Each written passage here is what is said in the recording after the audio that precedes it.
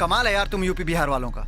लड़की की मर्जी जाने बिना उसकी शादी तय कर दो। लड़की सामने वाले को पहचानती है या नहीं, सामने वाले से शादी करना चाहती है या नहीं, उसके साथ खुश रहेगी या नहीं, बिना जाने सुने अपनी मर्जी लड़की के ऊपर थोप दो। कमाल है।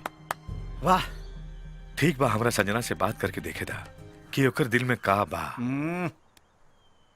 कमाल है। नॉनसेंस। दादाजी के फोन। फोन दो। हेलो।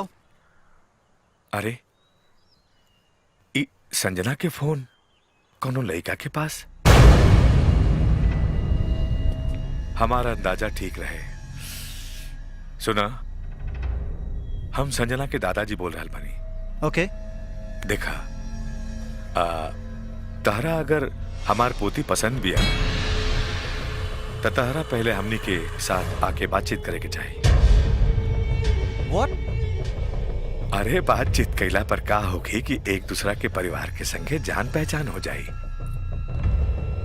ओकरा बाद हम तो के जल्दी ही आपन पोती के हाथ तहरा हाथ में दे दे। सत्यानाश। सुनला कि ना? अरे अरे इन्हें से हम बक बक कर रहल बानी और तू उन्हें कुछ बोलबा कि ना? आप चूंकि मैं आप मुझे गलत सा। कहा मैं दरअसल ये मेरा स्टाइल है। अरे मैं आइल बकरा जैसन कोनो स्टाइल है का?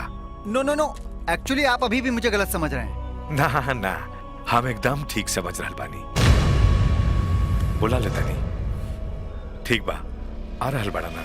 ओके, मैं आप लोगों से मिलके बात करता हूँ। वो पिटुआ देख ले अब तोहरा के। ई तू कहाँ का देलो? तो दादाजी से मिले जाइबा? हाँ, अगर मेरे मिलने से तुम्हारी प्रॉब्लम सॉल्व हो रही हो तो मुझे तुम्हारे फैमिली वालों से मिलने में कोई एतराज नहीं है। तोहरा पता होके कि चाही कि हमारे बाबूजी बहुत खतरनाक इंसान बाड़े।